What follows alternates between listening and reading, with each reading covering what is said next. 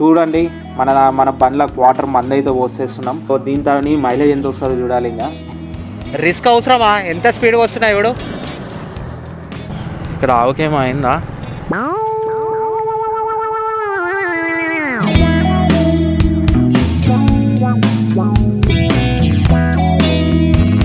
So guys, నిన్ననైతే మన Ladakh ride అయితే start చేసినాం కదా, దట్టు 125cc పైన అయితే. అండ్ ఆ వీడియో ఇంకెవరైనా చూడకపోతే దాని ఒక లింక్ డిస్క్రిప్షన్లో పెడతా, అక్కడ చెక్ చేయండి.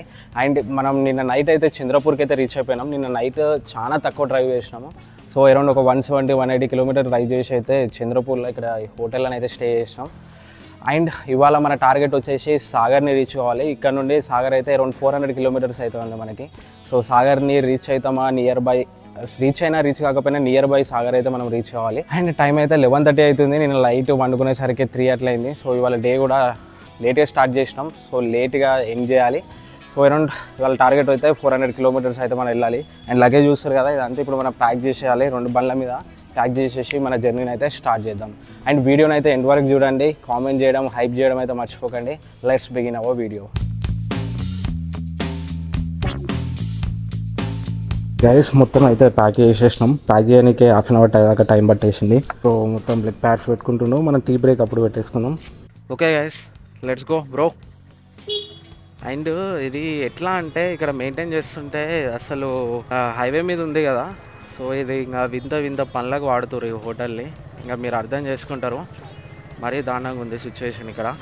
మన హైదరాబాద్ బెటర్ ఇవి అన్నిటికన్నా కంపేర్ చేస్తే. ఇప్పుడు మనము బస్సు వెళ్తుంది కదా, అటు సైడ్ అయితే వెళ్ళాలి యూటర్న్ తీసుకొని. అటు సైడే మనకి నాగ్పూర్ హైవే. లక్కీగా ఎండ కొడుతుంది. చెమట మాత్రం మామూలుగా వస్తలేదు గాయస్ నాకైతే. పెట్రోల్ కూడా లేదు, ఓన్లీ సింగిల్ పాయింటే ఉంది. అది బ్లింక్ అవుతా అంటే ఒప్పిద్దాము, హాఫ్ ట్యాంక్ చేపించేస్తా.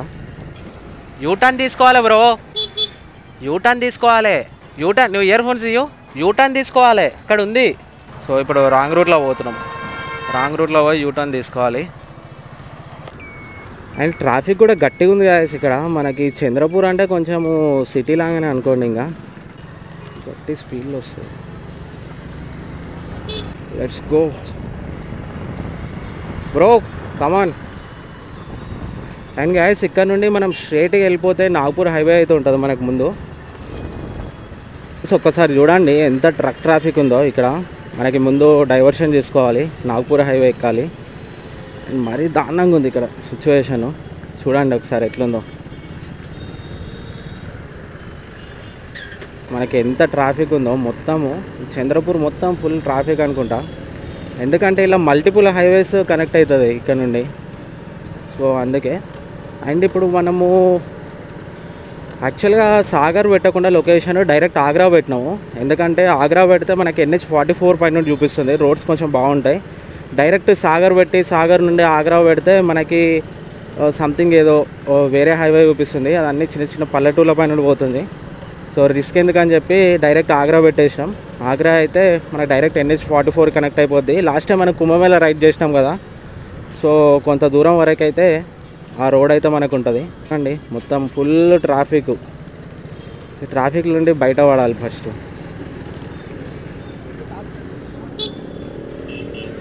అక్కడ నాగ్పూర్ చూస్తారు కదా, టువర్డ్స్ రైట్ అయితే వెళ్ళాలి ఇప్పుడు మనకు నాగ్పూర్కి. Full truck traffic,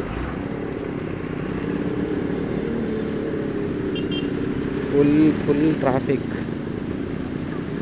full on traffic, full trucks. Bro వెనకనే ఉండిపోయింది పాపం. చిన్నప్పుడు హిందీ పర్ఫెక్ట్గా చదువుకుంటే బాగుండు, అవి అర్థమవుతలేవు. అండ్ గాయస్, ఇక్కడ నుండి మనకి వర్ధా నెక్స్ట్ ఇంకో 142 కిలోమీటర్స్ ఉంది. సో ఇది నాగ్పూర్ హైవేకి కనెక్ట్ అయిపోతుంది. ఇంకా జామ్ వచ్చేసి 82 కిలోమీటర్స్. పోయినసారి జామ్ దగ్గర వెయిట్ చేసాం. Nagpur 147 kilometres. Thank you, visit again. Okay, full truck traffic guys మొత్తం ఈ చంద్రపూర్ దగ్గర. వామ్మో, వీళ్ళు ఎట్లా బతుకుతారో లోకల్స్. కానీ మొత్తం హైవేస్ అన్ని సిటీ లోపల నుండే ఉన్నాయి కొన్ని. గైస్, ఇప్పుడే మనము చంద్రపూర్ అవుట్స్కట్స్కి అయితే రీచ్ అయిపోయినాం. సో నెక్స్ట్ ఇంకొక 100 కిలోమీటర్స్ టార్గెట్ అయితే పెట్టుకున్నాం. ఎంత ఒక 1-2 అవర్స్లో రీచ్ కావాలని చెప్పి. సో బేసికే ఇక్కడ చిన్న టీ బ్రేక్ అయితే తీసుకుంటున్నాం ఇక్కడ పార్క్ చేసేసి. బ్రో, సో ఈ టీ బ్రేక్ కంప్లీట్ అయిపోయిన తర్వాత నెక్స్ట్ 100 కిలోమీటర్స్ నాన్ స్టాప్గా వెళ్ళడానికి అయితే ట్రై చేస్తాం. టీ అయితే తాగేసినాం, కొన్ని స్నాక్స్ అయితే తిన్నాము. కెమెరా డిఫరెంట్ యాంగిల్లో పెట్టి అయితే ట్రై చేస్తున్నాం, వైర్లెస్ మైక్ కనెక్ట్ చేసి. సో ఇంకా స్టార్ట్ అయిపోదాం. ఇప్పటికే టైం అయితే 1 o'clock అవుతుంది. ఎట్లా వస్తుంది వీడియో, ఆడియో చెప్పండి కామెంట్ సెక్షన్లో. Let's go.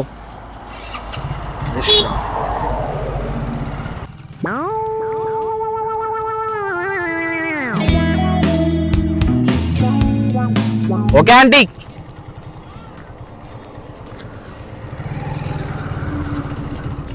సో అక్కడ టీ షాప్ అంటే మన తెలంగాణలో చాలా ప్లేసెస్ తిరిగిందంట, చెప్తుందండి ఈ ప్లేసెస్కి వెళ్ళా ఆ ప్లేసెస్కి వెళ్ళా అని. బాగా మాట్లాడింది. గైస్ మనం నిన్న 500 కొట్టించినాం కదా, ఆ 500 రూపీస్ పెట్రోల్ మనకి 223 kilometers అయితే వచ్చింది.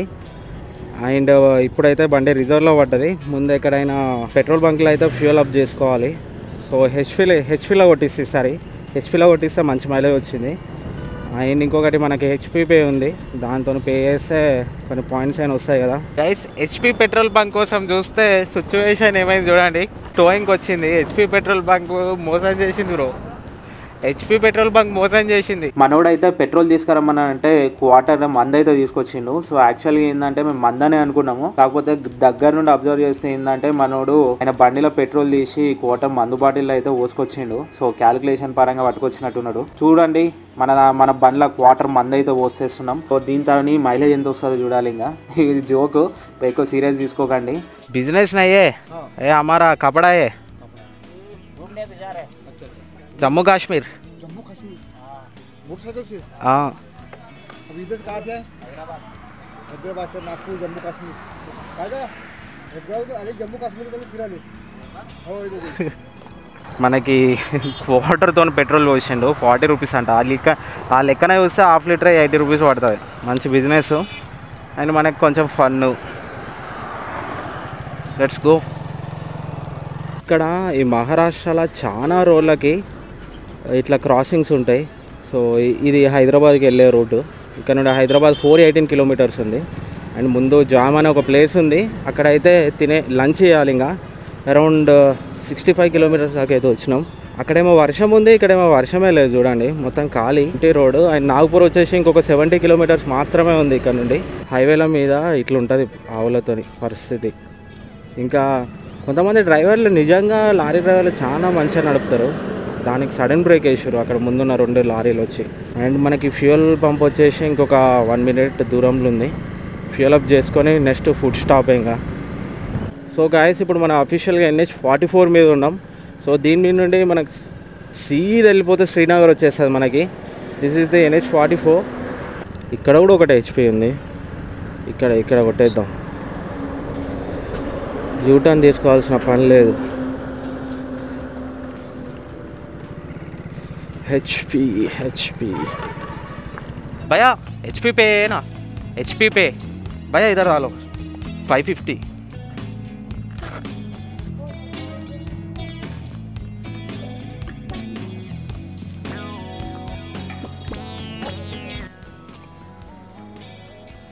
సో 112.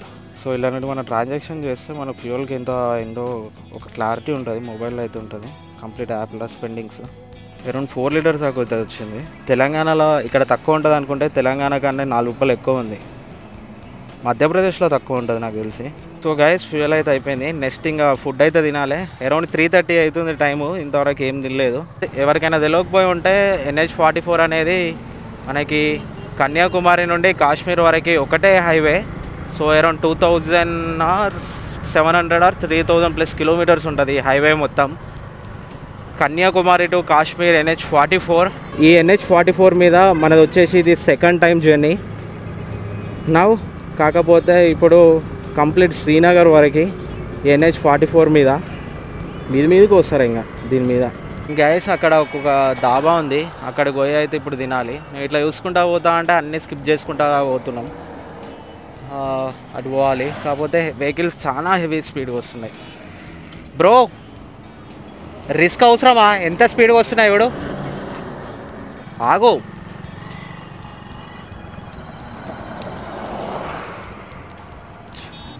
NH44 అంటే మామూలుగా ఉండదు. మళ్ళీ ఒక్కొక్కటి ఎంత స్పీడ్ వస్తుంది చూడండి గాయస్.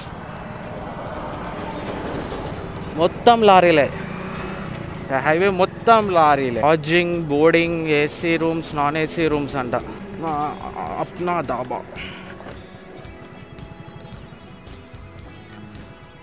సో గైస్ యాక్చువల్గా మేము 1:30, 2 o'clock ఫుల్ స్టాప్ అనుకుంటే అది కాస్త 4 o'clock అయింది.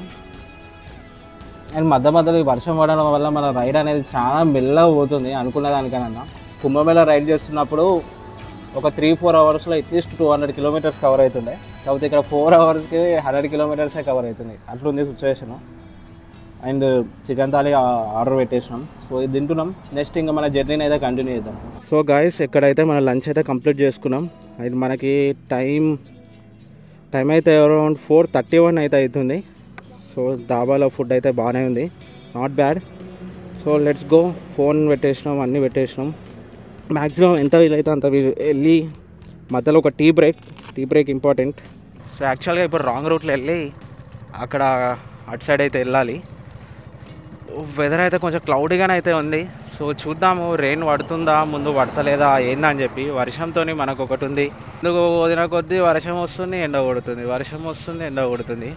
సో ఇప్పుడైతే ఇళ్ళకి వెళ్ళిపోదాం. అండ్ గైస్ ఫైనల్గా హైవే అయితే ఎక్కేసినాము. సో ఈ హైవే మీద ఒక 80 నుండి 90 స్పీడ్ అయితే మెయింటైన్ చేద్దాం యావరేజ్గా. ఆ స్పీడ్ మెయింటైన్ చేసి we're going. So let's go.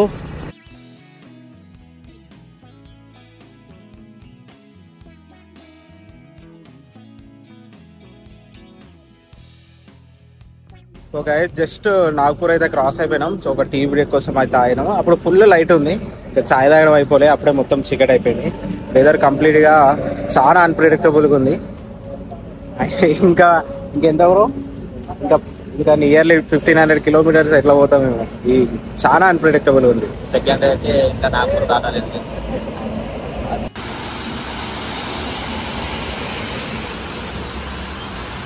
అక్కడ మనం నాగ్పూర్ అవుట్స్కర్ట్స్ కి ఎంటర్ అయిపోయిన తర్వాతనైతే వర్షం అయితే గట్టిగా స్టార్ట్ అయింది. అక్కడ నుండి మేము నియర్ టు సియోని అయితే వచ్చేసినాం. సో అరౌండ్ ఒక 170-180 kilometers వచ్చినాం. కంప్లీట్ గా ఫుల్ రెయిన్. సో వర్షంలో ఇంకా వ్లాగ్ ఏం తీయలేదు. మళ్ళీ ఇక్కడ ఒక టోల్ ప్లాజా ఉంటాయి, ఇక్కడైతే టీ బ్రేక్ తీసుకున్నాము. ఫోన్ లో అంతా పవర్ మొత్తం కట్.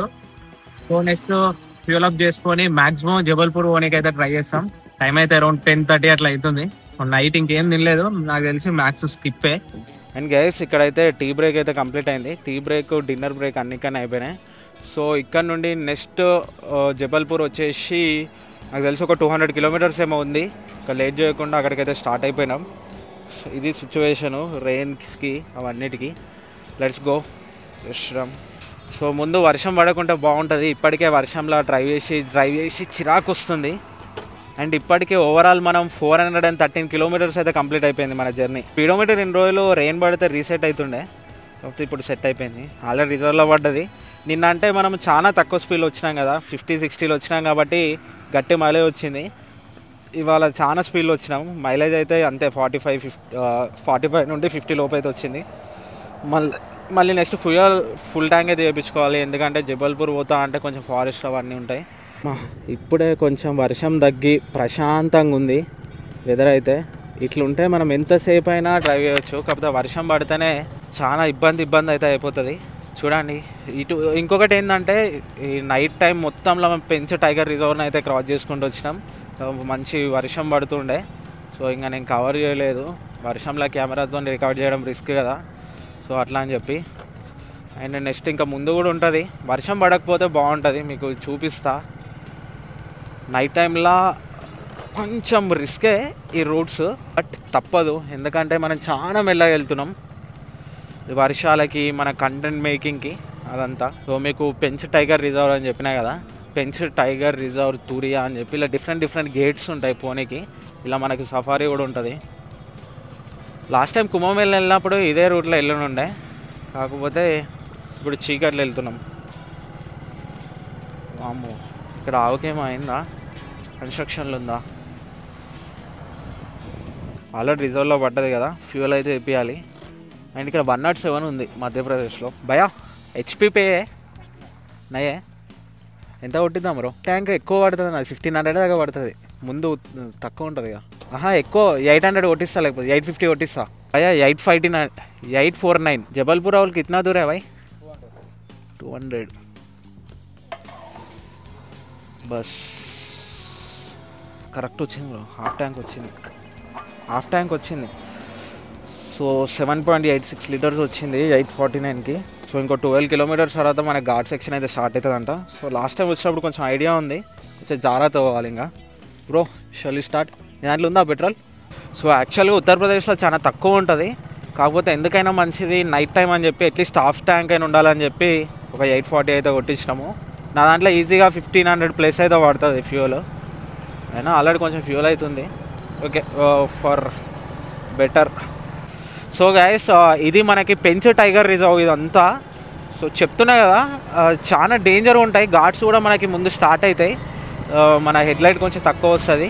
మీకు ఘాట్ సెక్షన్ స్టార్ట్ అయిపోయిన తర్వాత మళ్ళీ అయితే కలుద్దాం.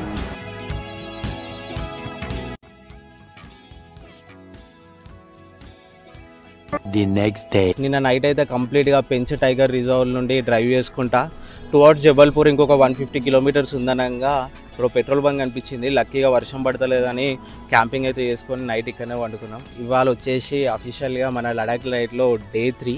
సో ఈ డే 3కి సంబంధించిన వీడియో మీకు నెక్స్ట్ వీడియోలో వస్తుంది. సో ఇక్కడ వరకు వీడియో ఇచ్చినందుకు thank you for watching. Keep following and జై హింద్. Bye bye.